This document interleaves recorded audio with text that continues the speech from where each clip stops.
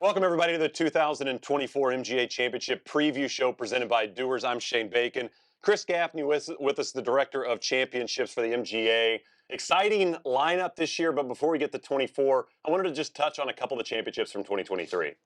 Really good season in 2023. I think you look back at the year and Friars Head for the Amateur was definitely kind of the pinnacle for the schedule for us. But when you look back at the three majors, just a really, really good year. We started at Brooklawn Country Club for the Ike Championship, your home club, Friars Head for the MidAm, and then wrapped up with the Med Open at Arcola. So really successful 2023, and I think we followed up with a pretty good one in 24. Nothing killed me more last year than having to miss out on the MidAm. I was so bummed out. Work occasionally will get in the way, but still never played Friars, and it's still got to get it knocked out. Before we kind of get to all the scheduling and the golf courses we have for 24 in terms of the championships, something exciting on the schedule. U.S. Adaptive Open obviously has been a great initiative for the USGA. Now we're going to have qualifiers, one of them coming to the Met area.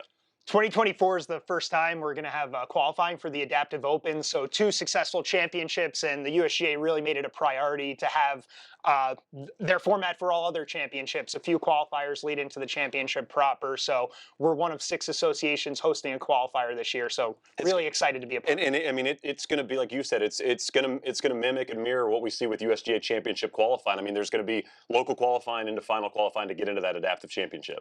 For this, it's going to be all local qualifying. So 6 qualifiers, and really interesting as there's all different yardages, teeing areas in play for this qualifier. So different than the others, but that same structure with being able to play your way into the championship. How pumped was the MGA to be one of those associations that got an opportunity to be a part of this? Yeah, we're really excited. I think it's rare for an association as old as we are to do something for the first time, and adaptive qualifying is just that. So a bit nerve-wracking, big undertaking for us, but really excited to be a part of it. Final stage U.S. Open qualifying. It's always on the schedule. We know where it's going to be. Great golf course, great host. Yeah, back at Canoe Brook this year, and always a fun day. It's a special day for us to be a part of. 36 holes of golf, punch your ticket to the national championship. So really special for us. And I think the cool thing to look at this year is U.S. Amateur is going to transition into that same type of format. So there'll be a local 18-hole qualifier and then a final stage 18-hole qualifier. So U.S. Open, U.S. Amateur, both 2 stages now. And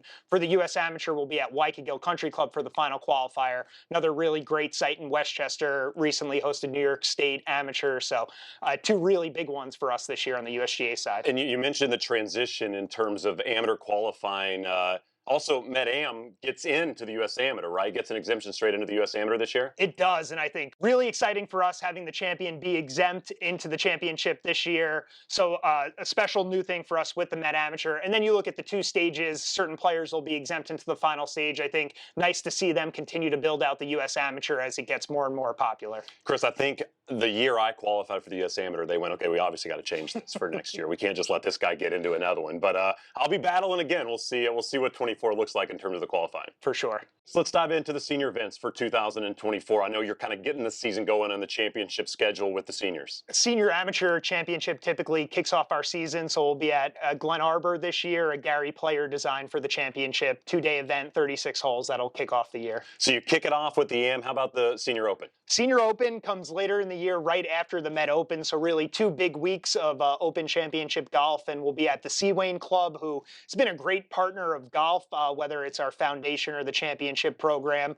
Devereaux Emmett design, and it should be an exceptional venue for this championship. It feels like we go through these golf courses on the schedule this year, and everyone feels like it's been designed by a classic designer or a modern designer that does unbelievable work, or it's been restored to its original existence. I mean, it's so cool to see the mix of designers with some of the golf courses on the schedule in 24. It is, and it's almost hard to find some of the history for the places because you see so many different architects have their hand on it. So even in some of these cases, we mentioned one name and there's a couple in there, but no shortage of great architectural courses out there this year. Chris, with the MGA, how do you go about picking venues for championship golf? Because I feel like you do such a great job of kind of pinpointing different areas of the Met area to make sure you're kind of ticking off boxes in certain venues. For our major championships, and really for most of our championships, we try to rotate. So between Long Island, New Jersey, and then that Westchester, Connecticut area. So it's the great thing is we have a nice balance in the championship schedule where we kind of hit every region, and then you look around at the golf courses that we have here, and we end up at some pretty great places. Yeah, it's hard to mess this up. I'll say that. The golf courses are pretty unbelievable. And you, as you said, I mean, you talk about an embarrassment of riches.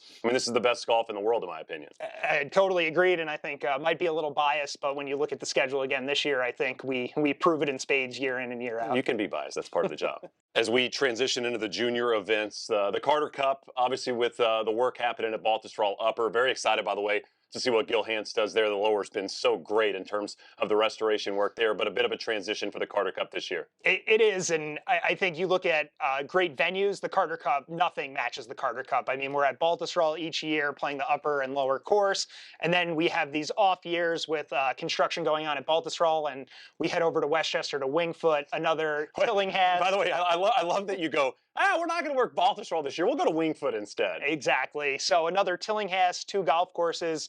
The juniors will get to play both the east and the west course at Wingfoot. So new venue this year, but another great place. And Carter Cup's always special for us. It's an invitational memorial event for Michael Carter, who is a member at both Baltusrol and Wingfoot. So really special event for us. Is that always going to be in terms of the sister course? If you can't play Baltusrol, is it always going to kind of transition to Wingfoot because of the history there? For the most part, we did go to Canoe Brook one year, another great 36-hole facility due to, I think, national championships at both golf courses. So we do have a third one that comes in the rotation. Really, really special lineup for that. We go from Wingfoot for the juniors to an unbelievable host as well for the Met Junior.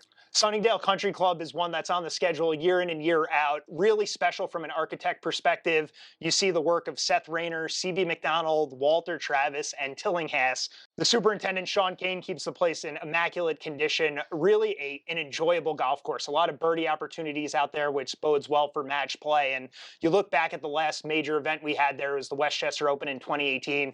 Cameron Young won by 7 shots, and he's also a past junior and Carter Cup champion. So pretty cool to see the history there, and I think another young star will be punching his ticket this year. The excitement for junior golf right now is at an all-time high, at least in my opinion. Just watching how good they are and how good they can be so quickly, it must be exciting for you guys as well. We continue to see it with the success of the junior golfers and just the great play throughout the Met area. Great play, great golf courses. Exciting to see the championship venues this year for Met Golf. We'll be back after this break.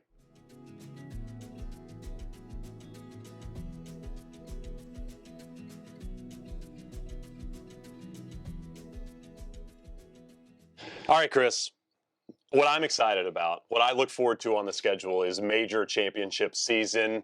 Great golf courses as always, but we start with the Ike, which is going to be a part of kind of a back-to-back event at the same golf course. Nassau Country Club will host both the women's Met Amateur 1 week in June, and then the following week we'll host our first major of the year, the men's Ike Championship. So pretty fun for us as a staff to be at the same venue back to back, and it'll be nice to really spend that much time on the golf course for 2 major events. Is it super helpful for you guys to be able to roll into back-to-back tournaments? I think about the U.S. Open at Pinehurst and, you know, the slight tweaks you could make week to week, but getting a chance to see the same golf course both on the men's side and the women's side? It is. We get to really see how the course plays. I think when you have a superintendent like you do at Nassau Country Club, they're able to kind of react to the conditions, assuming the weather's good. So it'll let us learn a lot, kind of see some hole locations that first week, and then be able to make some adjustments for the following week, and gives us a nice kind of runway because we'll want to make the course a little firmer and faster the following week. So should be a nice lineup for those 2 weeks. MidAm last year at an unreal venue, as we mentioned off the top. MidAm going to go to another unreal venue in 2024. Headed to Somerset Hills in New Jersey. So another course, all 3 majors founded in the late 1800s. So a lot of historic golf courses. And Somerset Hills is arguably one of the most pure Tillinghast golf courses out there. And you look at it, it's a tale of the 2 nines, with the front 9 being more open. You kind of see it all as you drive in. And then the back 9, you wind through the woods a little bit. But one of my personal favorites and a really special venue for the Met Amateur. I know you guys had a MidAm out there a few years ago, and it can get tricky. I mean, these greens are wild. They're everything you want and more in terms of what a Tillinghast green can look like and play like. They are, and I think it's the nice thing with the Met Amateur. We have 2 rounds of stroke play, so for the players, you just need to survive day Just one, survive, just get through. and then you get to match play, and you'll get to see a lot of those kind of unique Tillinghast hole locations that you might only want to use in match play. And really big year for Somerset Hills. It's actually their 125th anniversary, the 122nd playing of the Met Amateur, so really big year for the club. As we sit in this beautiful clubhouse at a beautiful perched up, venue at Weeburn, excited to be here. Obviously, when the trees start to bloom a little bit, the leaves come back, and you're going to see this place hosting the Met Open. Great to be here for the Met Open Championship. Weeburn Country Club has never hosted it before, a historic club in the area. You look around and see clubhouse, the bar around us, exceptional golf course out there, and I think we're in for a true open test this year with how Weeburn's going to play. What about the MidAm? This is something I obviously circle on my calendar as a newly 40-year-old man out here trying to compete and play some golf. Yeah, so for us, we're headed to Manasquan River, so a little further down south in New Jersey by the shore. Last year, we were at Country Club of Fairfield, so you get a similar experience where weather's really going to dictate what happens out there. You get a good run, there could be some scoreable conditions, but if the wind's blowing, it'll be tough. Last year could not have had a better finish. You had Brad Tilley, Mark Costanza in a playoff, 2 of the best MidAms in the country, and heading down to Jersey for this one should be a really good venue for it. Country Club of Fairfield is just an unbelievable spot. The MidAm, always a great event. So fun to watch. We talked about junior golf off the top, but the competitiveness of MidAm golf right now, I mean, you talk about it feeling so much different than it did in the early 2000s with what MidAm golf not just was and existed as, but the competition within it. I mean, you talk about somebody like Brad Tilley, a buddy of mine. I mean, Tilley can compete in a U.S. Amateur. He could qualify for U.S. Open. I mean, that's the level of golf we're seeing with the MidAms these days. It is, and I think as you see more professionals come back with amateur reinstatement, you've seen a huge reinvigoration in the mid-amateur game. Both Mark and Brad came back, had tried to be professional back on the amateur side, and it's really bolstered what the mid-am game looks like. And especially you look at our area right now, there's a lot of guys who are vying for USGA championships, the US mid-am, and wouldn't be surprised to see one of them do it in the next couple of years. We're going to take a break and be right back.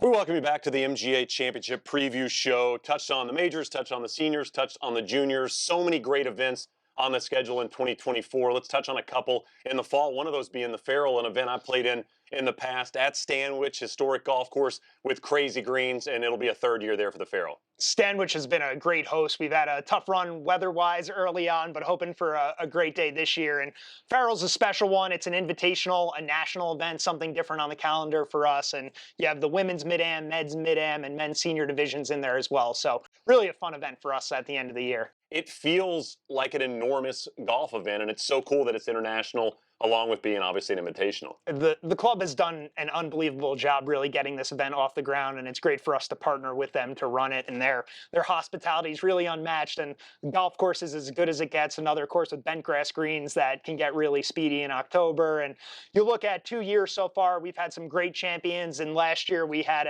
an international winner for the women's division, a local winner for the men's mid-am, and then a national winner for the men's senior. So kind of exactly what we would hope to see for that event, where you still have plenty of local representation, but it's a high-ranked international WAGR event. Have a lot of people flying in for it. I mean, I think that's the thing that really blew me away in year 2 was seeing some of the names on the list of invitations. It's just crazy to think about.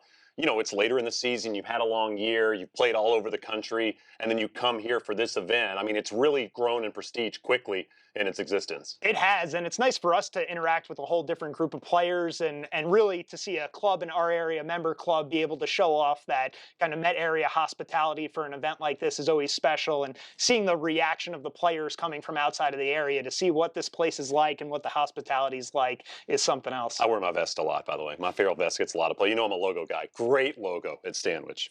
What about the international matches? Because I know the Met's going to be headed to Paris, France, potentially at the end of the year if you play some great golf. The team is headed there, and they're following it up the first victory in 31 years for the French American Challenge. So they've got a lot of big shoes to fill this year for the first time in a long time, and headed to Fontainebleau Golf Club in Paris. So it should be a good one, and it'll be a benchmark for a lot of players to try to make that team this year. Yeah, you get a trip to Paris, and you get to play a little bit of golf internationally. Very, very cool. And just so many great events events in 2024 with so many great golf courses. I know we touched on a few, but do any of them stand out to you, or is there one you're the most excited to get to in 24? Public links always jumps out for us. As you've seen certain events go by the wayside over the years, we continue to put a lot of emphasis on our public golfers and had a really great turnout last year. And we returned to Spook Rock Golf Course in Suffern. I think a lot of players who aren't from that area don't know the golf course, but really a fun one right at the foothills of the Ramapo Mountains. And they always get in great condition for the championship. So really excited for that one. And Chris, just a few more of the events on the schedule for 24? A few to look at. We have the Women's Public Links Championship at Bethpage Yellow. The Father and Son will be played at Springdale. And then the Parent and Child heads out east to Nissaquag Golf Club. Three more to look forward to. We have the Long Drive Championship at Bethpage Polo Field, the Virtual Interclub Championship, and then the Senior Masters Championship, which will be at Southward Ho, an exceptional A.W. Tillinghast golf course. As we wind down this 2024 MGA Championship preview show, just give people an idea of where they can go to look at the schedule, events, where they can sign up, all those good things. The schedule will be available on mgagolf.org, all registration opening March 1st, so everybody can go there. Our social channels will have everything promoted as well. I'll be hovering on the laptop on March 1st, making sure I get into the events. They fill up fast. I mean, you got to dive in there quickly, and if you're not in, obviously you get a chance to play the qualifiers, which are well run as well. So exciting. Just a reminder, March 1st, the day you can start to register for these great championships. We are excited for this 2024 season. This has been the MGA Championship Preview Show presented by Dewars.